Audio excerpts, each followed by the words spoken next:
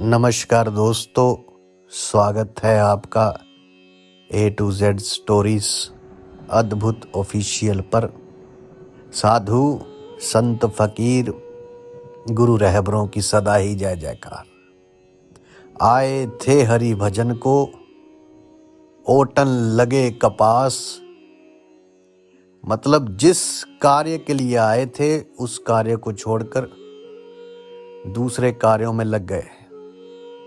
जो इंसान है, ये जिस कार्य के लिए भेजा गया था, नाम को लोहाजने चली थी रूहें परदेश की। जो शब्द आता है कि इस जगत में जो है नाम जो है उसको, उसका धन जो इकट्ठा करना था उसे छोड़कर और कर्मों में लग गई। तो एक बार क्या हुआ कि एक चोर काशी नरेश के महल में चोरी करने के लिए घुसा। ढेर सारा माल खजाना, सोना चांदी, जवाहरात सब लूटकर जैसे ही महल से निकलना चाहा, वैसे ही चारों तरफ लगे हुए जो सिपाही थे उन्होंने उसे पकड़ लिया। और रात होने के कारण अब राजा का तो दरबार लगा नहीं, तो उसे कारागार में डाल दिया गया। जब सुबह हुई, काशी नरेश का दरबार लगा, तो सिपाहियों ने उस चोर को काशी नरेश के सामने प्रस्तुत किया और काशी नरेश को रात की सारी घटना बता दी कि महाराज, ये चोरी करके यहाँ से भागने का प्रयास कर रहा था, और जब इसे पकड़ा गया तो इसके पास से इतना सोना, हीरे, जवाहरात बरामद हुए। अब इस बात पर काशी नरेश को क्रोध आया। तो क्रोध तो आना ही था, उसके घर में चोरी कर रहा था, कि मेरे नगर में यदि इस तरीके के चोर रहने लगे फिर ना जाने ये और कितने चोरों को उत्पन्न कर देंगे। वो कहते हैं ना, एक मछली सारे तालाब को गंदा कर देती है। तो इसलिए मुझे ऐसे फैसला सुनाना होगा ताकि बाकी के चोर भी जो है थर्रा उठे, तो आगे से कोई चोर चोरी करने की हिम्मत ही ना करे। इसलिए उन्होंने कहा कि देखो, इसे तो फांसी की सजा सुना दो। तो राजा ने कहा बिल्कुल सही। राजा ने उस चोर को फांसी देने का ऐलान कर दिया। अब सिपाही जहां फांसी दी जाती है चोर को वहां लेकर आए। फांसी की प्रक्रिया शुरू ही हुई तो चोर से पूछा गया कि तुम्हारी कोई अंतिम इच्छा है, क्योंकि ये पूछा जाता है, तो बता दो हमें, नहीं तो फांसी के लिए तैयार हो जाओ। चोर ने कहा कि मैं अपने अंतिम इच्छा केवल और केवल काशी नरेश के सामने ही बताऊंगा। सिपाही उस चोर को वापस से जो है फिर से वापस ले आए। अब काशी नरेश दरबार लगाकर बैठे हुए थे। सिपाहियों ने कहा कि यह अपनी अंतिम इच्छा केवल आपको ही बताना चाहता है। काशी नरेश ने कहा कि ठीक है, बताइए आपकी अंतिम इच्छा है क्या। तो चोर ने कहा कि मेरी अंतिम इच्छा ये है कि मेरे केवल 3 प्रश्न हैं, इन तीनों प्रश्नों के उत्तर दे दीजिए। यदि इन तीनों प्रश्नों के उत्तर दे दिए तो मैं खुशी खुशी फांसी पर चढ़ जाऊंगा, मेरा सारा जीवन निकल गया। बस ये 3 प्रश्नों के उत्तर नहीं मुझे मिले। अब काशी नरेश ने पूछा कि बोलो, क्या प्रश्न है तुम्हारे। तब उसने पूछा कि झूठा चोर किसे कहते हैं। बोले ठीक है, दूसरा प्रश्न। बोले पहले का उत्तर दे दीजिए आप, उसके बाद दूसरा भी पूछता हूं। तो काशी नरेश ने उसके प्रश्न को सुनकर अपने जो सलाहकार थे उसकी तरफ इशारा किया कि इसके प्रश्न का उत्तर दो भाई। आप काशी नरेश के जो सलाहकार थे उन्होंने कहा कि आपका पहला प्रश्न है कि झूठा चोर कौन है। तो उस चोर ने कहा कि यही तो प्रश्न है, लेकिन बार बार से प्रश्न थोड़ी ना बदला जाएगा। तो काशी नरेश के जो सलाहकार ने कहा कि झूठा चोर उसे कहते हैं जो गांव में खेतों में किसी का गन्ना तोड़ ले। होता है ना, जैसे गांव जो बच्चे घूमते जाते हैं, खेतों में घूमते हैं, तो वहां से कुछ चुरा लिया, वहां से उखेड़ लिया कुछ। किसी ने चना लगा रखा है, किसी का चना उखाड़ लाए, हरे हरे चने। किसी ने मटर लगा रखी है, वो उखाड़ ली। किसी ने मूलियां, गाजर, ये सब उखाड़ ली। तो चलो कोई नहीं, चलते चलते एक गाजर निकाली और अपना धो के खाते पीते हैं। तो सलाहकार ने इस प्रकार की जो छोटी छोटी चोरियां करते हैं, जो सिर्फ खाने पीने के लिए, जो धन नहीं, उसे कहते हैं नकली चोर। लेकिन उस व्यक्ति ने मुंडी हिला दी कि नहीं, ये मेरे सवाल का जवाब नहीं है। अब सब परेशान। अब सलाहकारों से जवाब ना दिया जाए, राजा के दरबारी थे जो, उनसे पूछा कि देखो तुम ही बता दो। लेकिन कोई भी उसके प्रश्न का जो है सही उत्तर नहीं दे पाया। तो उसने कहा कि चलो ठीक है, यदि ये नहीं दे सकते तो दूसरे प्रश्न का उत्तर दे दो कि असली चोर कौन है। तो उसी सलाहकार ने फिर से कहा कि असली चोर तुम हो। तुम्हारे जैसे लोग जो रात के समय घरों में कूदकर सोने चांदी हीरे जवाहरात लूटने का काम कर रहे हैं, जो नकली चोर है वे तो खा पी कर अपना हजम कर लेते हैं, लेकिन ये जो है धन तुम अपने पास जमा करके रखते हो, ये है असली चोर। तो तुम्हें असली चोर ही कहेंगे। लेकिन इस बार फिर चोर ने मुंडी हिला दी कि नहीं, ये भी मेरे सवाल का जवाब नहीं। तो लोगों ने अब सोचा कि इसके तो दोनों ही प्रश्नों के उत्तर अगर इसको ऐसा लग रहा है कि नहीं है, तो बताओ और कौन देगा इसके प्रश्नों के उत्तर। क्योंकि अब यहां पर उसे माफी भी मिलनी थी। तो काशी नरेश ने कहा कि इसे ले जाओ और वापस से कारागार में जो है डाल दो, क्योंकि अंतिम इच्छा है तो पूरी करनी पड़ेगी। कल जब फिर से दरबार लगेगा तब इसके सवालों के जवाब दिए जाएंगे। काशी नरेश सभी दरबारियों से विचार विमर्श करने लगे कि इसके प्रश्न का उत्तर कहाँ मिलेगा, कैसे ढूंढा जाए, कौन ऐसा व्यक्ति है जो इसके सवाल का जवाब दे सके। तो दरबारियों में कुछ सलाहकार थे। काशी नरेश से कहा कि काशी नरेश जी, राजा जी, इसके प्रश्न का उत्तर तो केवल और केवल कबीर दास ही दे सकते। कबीर जी महाराज साहब उस समय वहां मौजूद थे। तो काशी नरेश जैसे ही कबीर दास जी का नाम सुना, तो उनकी समझ में आ गया कि वास्तव में कबीर दास जी महाराज ही हमारी काशी नगरी में सबसे सुंदर विचार वाले व्यक्ति हैं, सबसे अधिक ज्ञानी हैं, गुरु हैं, संत हैं, महात्मा हैं, आध्यात्मिक विचार वाले हैं। हो सकता है इन सवालों के जवाब उनके पास हो। तो सिपाहियों को आदेश दिया कि कबीर जी के पास जाओ और उन्हें पूरे आदर सम्मान के साथ कहो कि कल राज दरबार में काशी नरेश ने आपको याद किया है। अब सिपाही ने जाके कहा कि महाराज, आप शायद भूल गए कि कबीर जी महाराज किसी दरबार में नहीं जाते। जाते वे तभी जाते हैं जब मालिक का आदेश हो, वरना वो नहीं जाते। उस मालिक के आदेश पर चलते हैं ये फकीर जो होते हैं, साधु संत महात्मा जो होते हैं। इन साधु संतों महात्माओं के सामने कौन राजा है, कौन वजीर, ये नहीं किसी की सुनते, ये तो उसकी सुनते हैं, वो मालिक की। तो वहां तो आपको स्वयं ही चलना पड़ेगा। तो अगले दिन सुबह सुबह उस चोर को लेकर महाराज और सभी दरबारी कबीर महाराज जी की कुटिया पर पहुंचे और प्रणाम करके उनको सारा वृतांत बताते हैं। तो कबीर जी महाराज साहब सरकार अपनी कुटिया के बाहर एक पेड़ के नीचे सबको जो है उस कुल मालिक का ज्ञान दे रहे हैं, उस परमात्मा, उस ईश्वर, उस प्रभु का, उस राम का।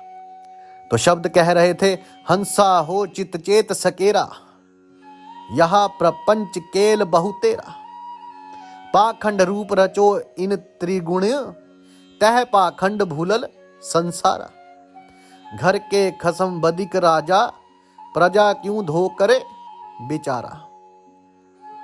तो ये जब प्रसंग चल रहा था और राजा का आगमन हुआ, तो कबीर जी महाराज साहब ने कहा कि आइए राजन बैठिए, क्योंकि अब काशी नरेश को वहां बैठने के लिए कोई आसन तो मिला नहीं, और मिलेगा भी कैसे।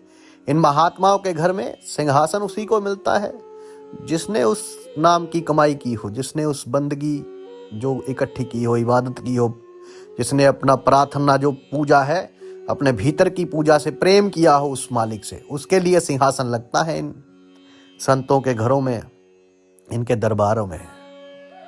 और ये तो स्वयं भी नीचे बैठते हैं। तो यहां पर काशी नरेश बैठने के लिए कोई सिंहासन नहीं मिला। जहां सभी लोग नीचे बैठे थे, काशी नरेश को उन्होंने कहा कि बैठिए। अब इनके सामने कौन राजा, कौन वजीर, कौन गरीब, कौन अमीर, सब एक समान। तो अब क्या नीचे बैठेंगे काशी नरेश। उनके मंत्री ने गुजारिश की कि इनके लिए कोई तो आसन होना चाहिए। तो कबीर जी महाराज स्वयं उतरकर जो है आसन से जमीन पर बैठकर और कहा, जिस मिट्टी के नरेश हैं उस मिट्टी में बैठने की क्या लाज। इसी मिट्टी में बाल गोपाल कृष्ण खेले हैं, इसी में मिट्टी में स्वयं श्री राम खेले हैं, इसी मिट्टी में बड़े बड़े सूरमा मिल गए। एक दिन सभी को इस मिट्टी में बैठना है। जैसे माटी कहती है, माटी कहे कुम्हार से क्या तू रोन देगा मोहे, एक दिन ऐसा आएगा मैं रोन दूंगी तो है, तो क्यों ना आज ही बैठ जाए। तो सभी वहीं पर बैठ जाते हैं नीचे। और फिर सतगुरु कबीर जी महाराज साहब है कि हे बुद्धिजीवियों, तुम सभी अपने मन में सावधान हो जाओ। तुम जितने भी बैठे हो यहाँ सावधान हो जाओ यहाँ पर, क्योंकि इन धर्म गुरुओं ने बड़ा प्रपंच फैला रखा है। इन लोगों ने त्रिगुणात्मक कर्मकांड रूपी पाखंड फैला रखा है और इसी पाखंड में सारा संसार डूब रहा है। तात्पर्य यह है कि यदि घर का स्वामी या राजा अगर वही बंधन में हो जाए तो परिवार और देश की रक्षा तो केवल मात्र एक कल्पना ही रह जाती है और कुछ भी नहीं। तो इसलिए तुम लोग इस चीज को समझो कि यदि राजा अगर वही विपत्ति में हो, अगर वही दुविधा में रहेगा तो राज कैसे चलेगा? फिर तो प्रजा स्वयं दुविधा में आ जाएगी।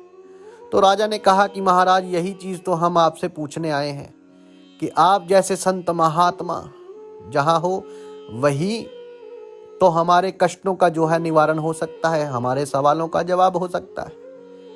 तो आप हमें बताइए कि ये चोर जिसे चोरी करते पकड़ा, इस चोर ने कुछ प्रश्न पूछे हैं, सवाल पूछे हैं जिनका जवाब नहीं मिल रहा है। तो सदगुरु कबीर जी महाराज साहब ने कहा कि राजा, उत्तर तो है, बस तुम उस उत्तर को देख नहीं पा रहे हो, उस सवाल को देख नहीं पा रहे हो। यदि तुम ही ये कहोगे कि राजा के पास जवाब नहीं है तो प्रजा को क्या संदेश जाएगा?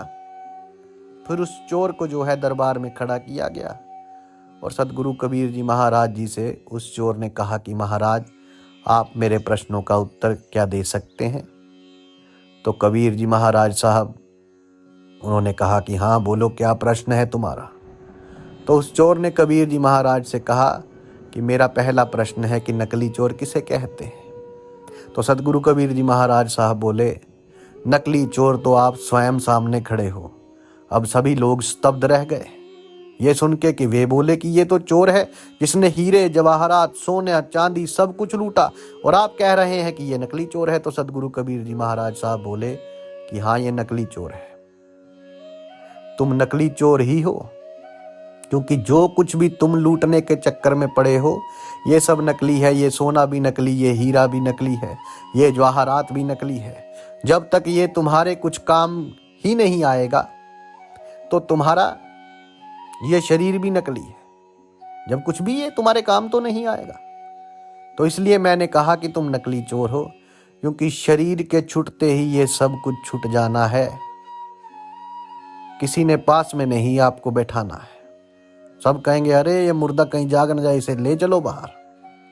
और साधु संगत जी चोर जैसे ही सदगुरु कबीर जी महाराज साहब के मुख से इस बात को उसने सुना, चोर ने, वे मुस्कुराने लगा कि वास्तव में ही सदगुरु कबीर जी महाराज साहब बिल्कुल सत्य कह रहे हैं कि संसार के झूठे प्रेम, संसार की नश्वर चीज़ों में और संसार की नश्वरता के पीछे जो हम भाग रहे हैं वे वास्तव में झूठा चोर है।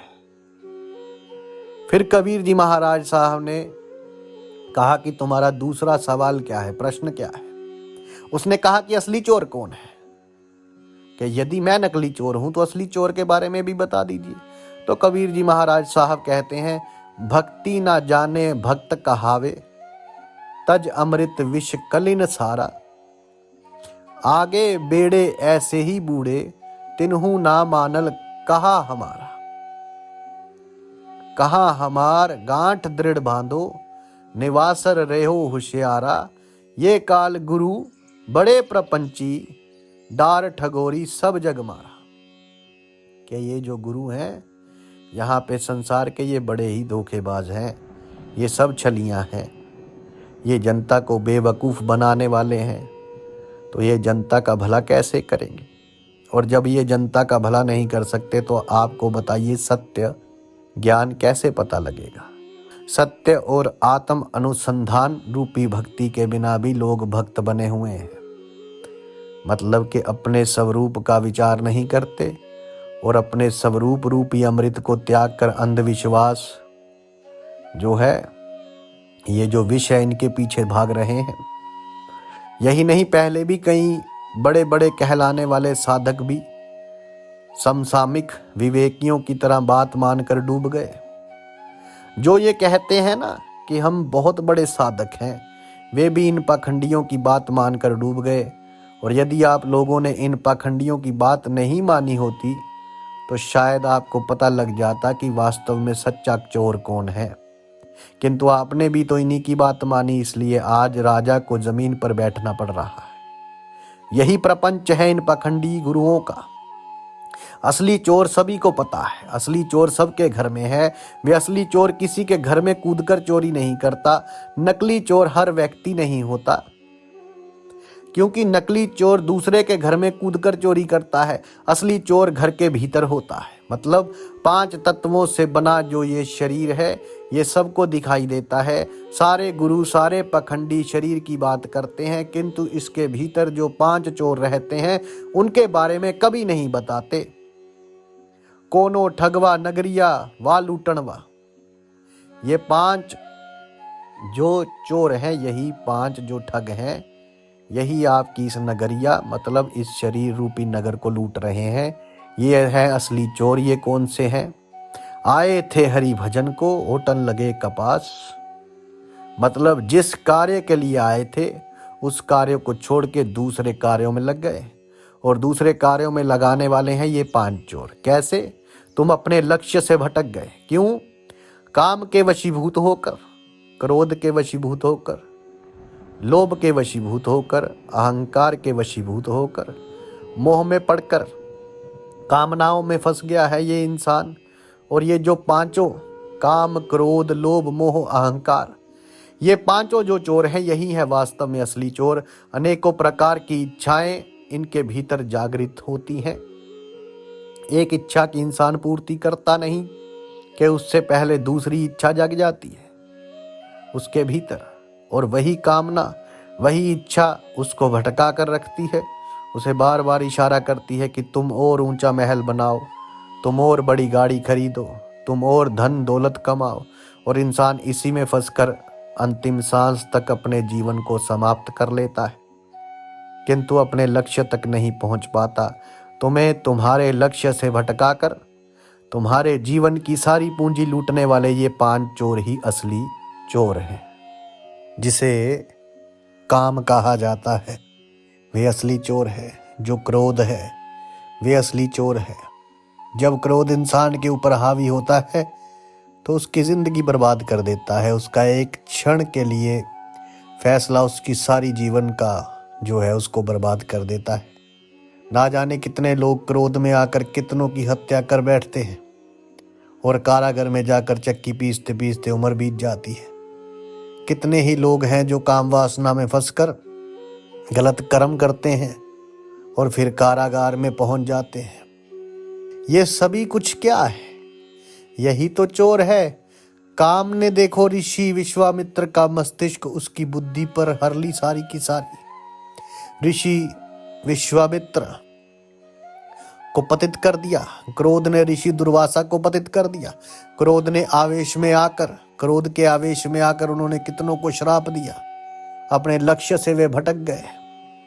आजीवन कारावास जिन लोगों को हो जाता है, ये सब क्रोध की ही देन है। अपनों से दूर करता है क्रोध।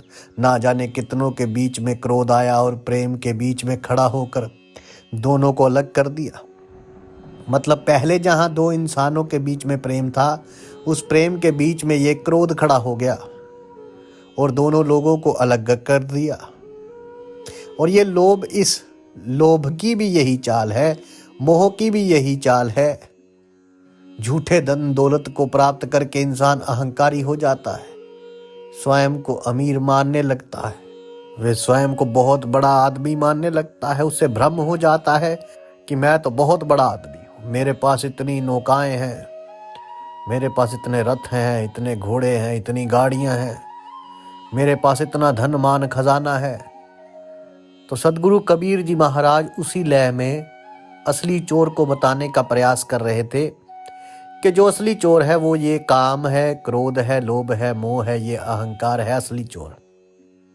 किंतु जिसके समझ में वास्तव में आ गया कि नकली चोर तो बाहरी धन लूटते हैं, बाहरी धन लूटते हैं और सोना लूटते हैं, चांदी लूटते हैं, रुपया पैसा लूटते हैं, किंतु असली चोर वो होते हैं जो मनुष्य जीवन को ही लूट लेते हैं।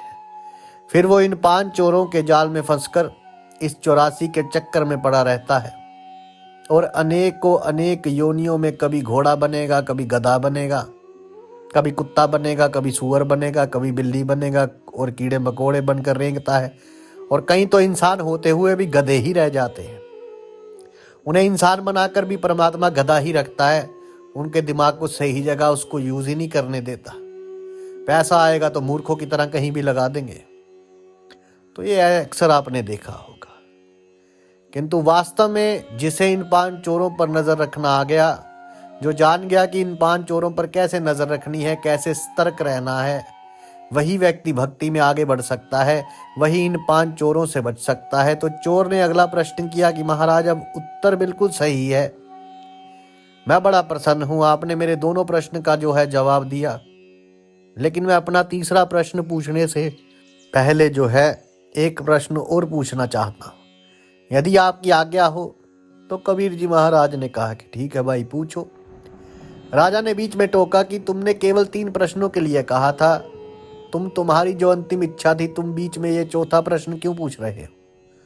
तो कबीर जी महाराज साहब सरकार ने कहा कि कोई बात नहीं, जब ज्ञान की गंगा बह रही हो, जब चल रहा हो ये रंग, तो बीच में टोका नहीं करते। ये सत्य का संग है, सत्संग है। ये जो मनुष्य शरीर मिला है ये देवताओं को भी दुर्लभ है, और सत्संग जो है ये प्रभु की कृपा से मिलता है। तो हे राजन, आप समझ जाइए कि आज इस चोर के कारण आपके ऊपर उस प्रभु की कृपा हुई है। तो जो ये सत्संग आपको मिल रहा है। तो राजा शांत हो गए।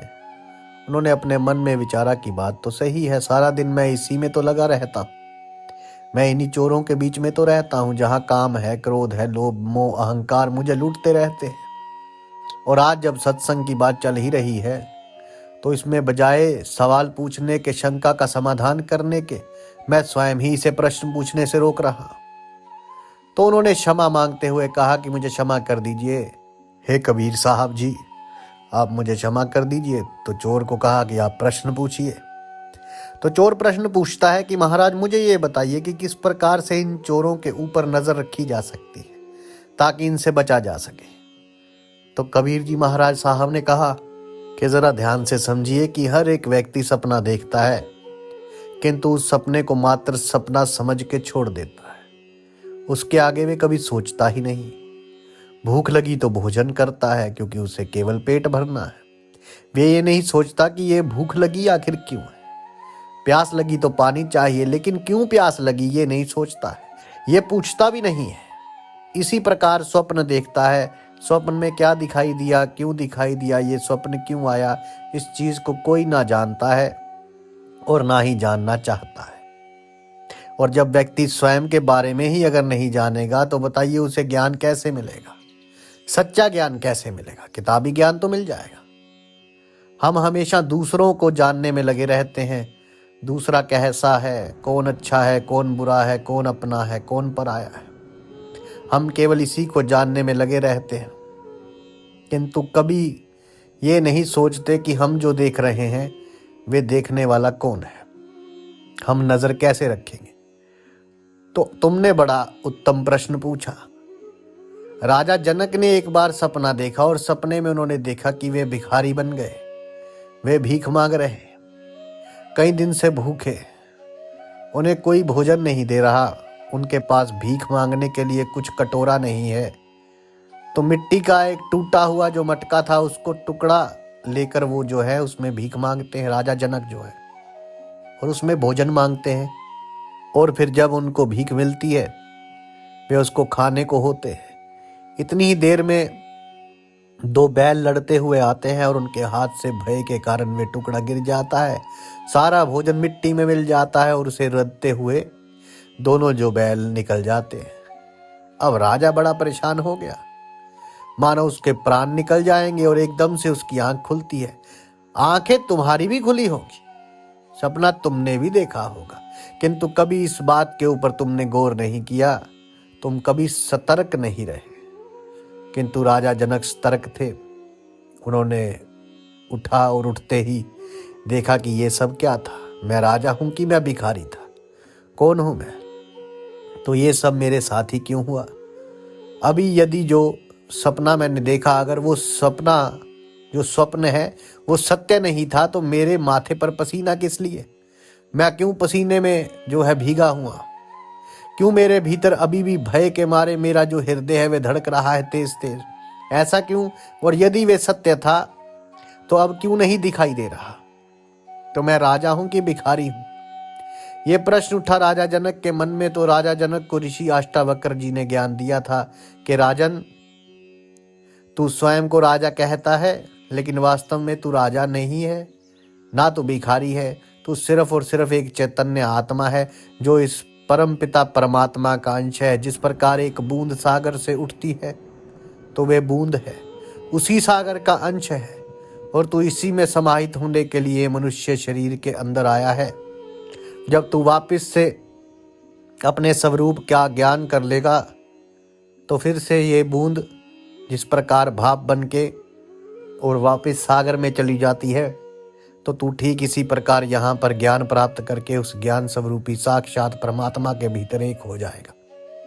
किंतु अज्ञान के वश तू स्वयं को राजा मान बैठा है, और इसी अज्ञान के वश तू स्वयं को भिखारी मान बैठा है। अज्ञान वस्तु स्वयं को अमीर मान बैठा, अज्ञानी व्यक्ति जो है। अब अज्ञानी वस्तु स्वयं को गरीब मान बैठा। जो भी कुछ तूने सुना, जो भी कुछ तूने देखा, वे सब कुछ अज्ञान वश ही तू देख रहा है। इसलिए इस अज्ञान से बाहर निकलो। जब इस अज्ञान से बाहर निकलोगे तो जिस प्रकार अब आपको महसूस हो रहा है कि जो स्वप्न था वे झूठ तो था, अब वे नहीं है। इसी प्रकार जब आप स्वयं के आत्मा रूपी अपने स्वरूप को देखोगे तो जान पाओगे कि आप ये राजा है ही नहीं, आप ये भिखारी भी नहीं है। तो ये सिर्फ और सिर्फ आपके भीतर के बैठे हुए ये जो 5 चोर हैं, ये सब कुछ इन्हीं की देन है, ये इन्हीं की कृपा है जो ये आपके जो है ये चोर आपको भ्रमित करके रखे हुए हैं। तो जिस दिन इन 5 चोरों से आप मुक्त हो जाओगे, उस दिन वास्तव में जो है जागृत अवस्था में आप लोग आ जाओगे।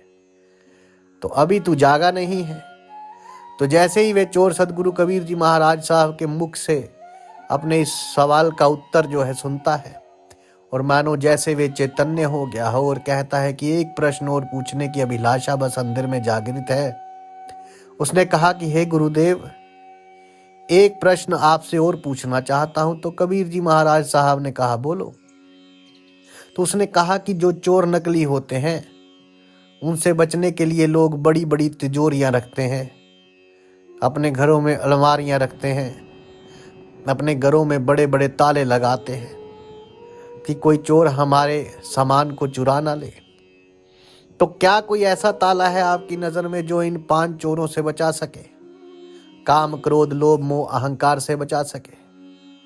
तो यहाँ पर सतगुरु कबीर जी महाराज साहब ने कहा कि हाँ, एक ताला है, वह है सतगुरु रूपी ज्ञान का।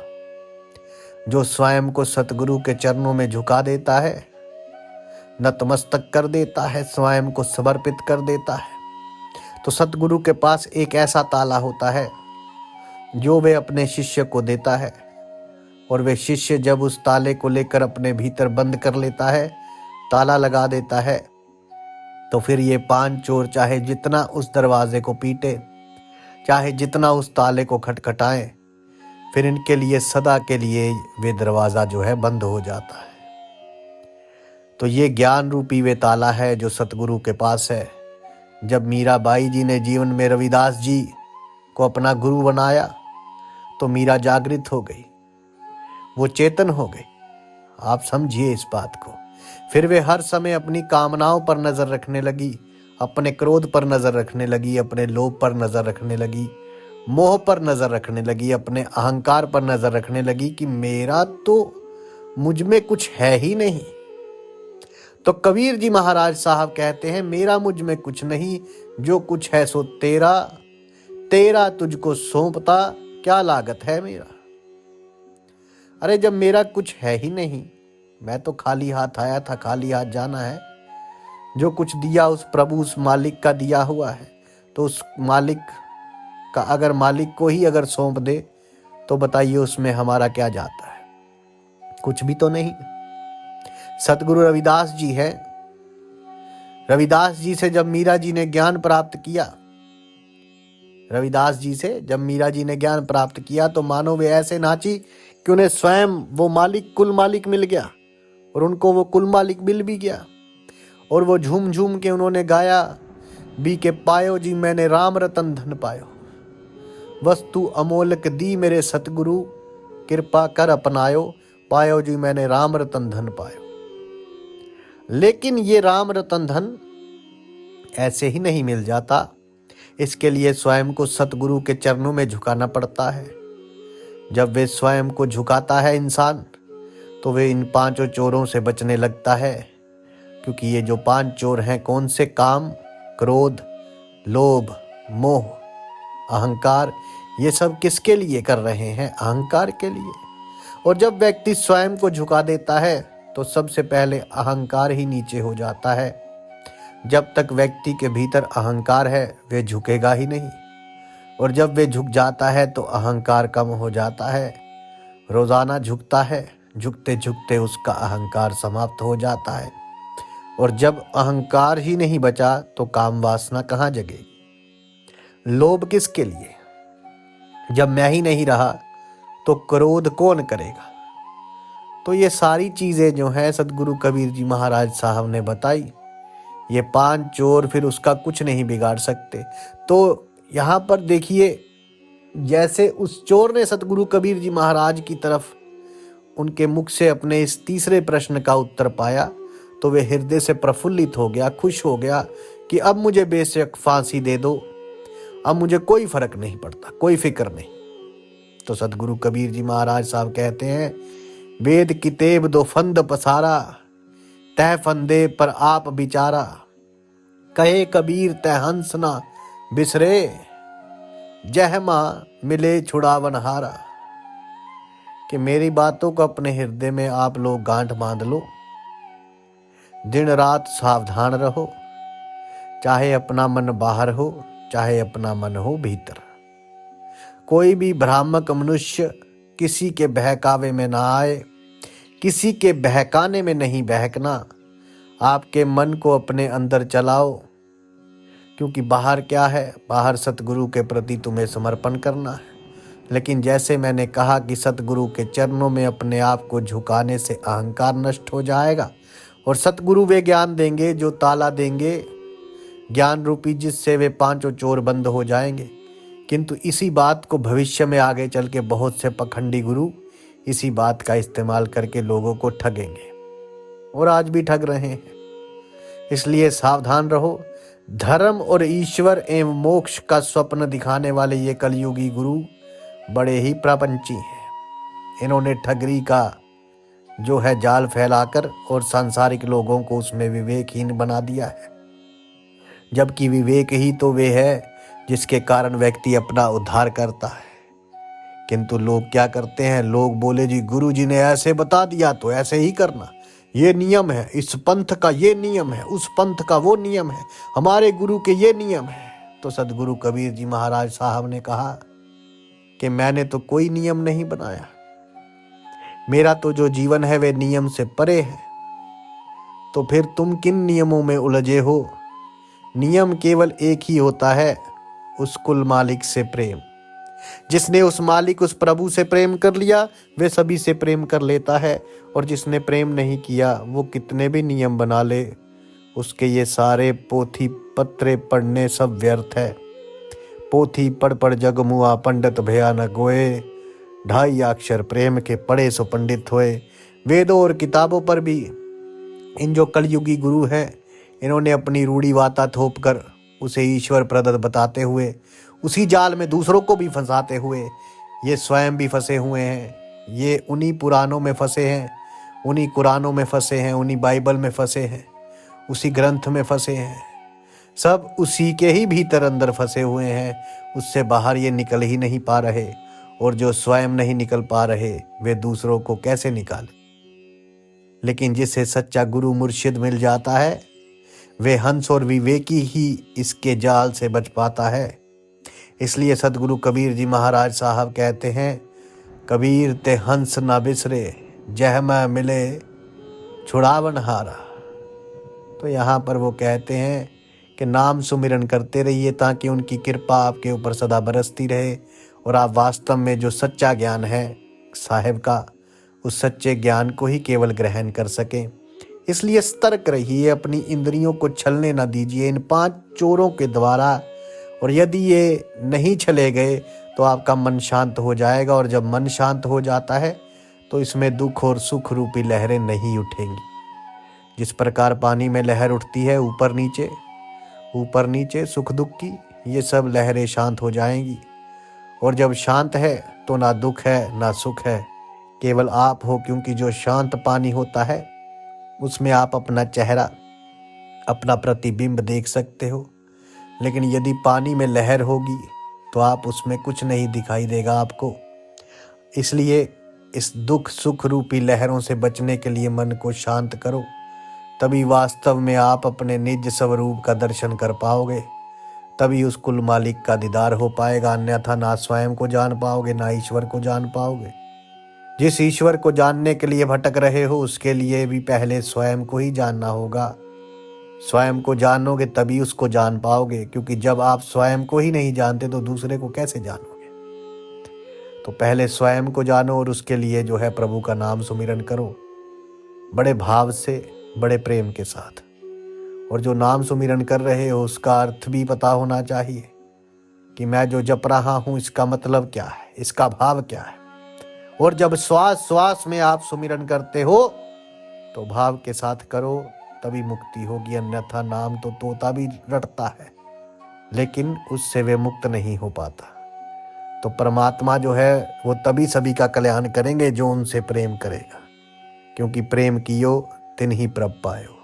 साधु संत फकीर गुरु रहबरों की सदा ही जय जयकार।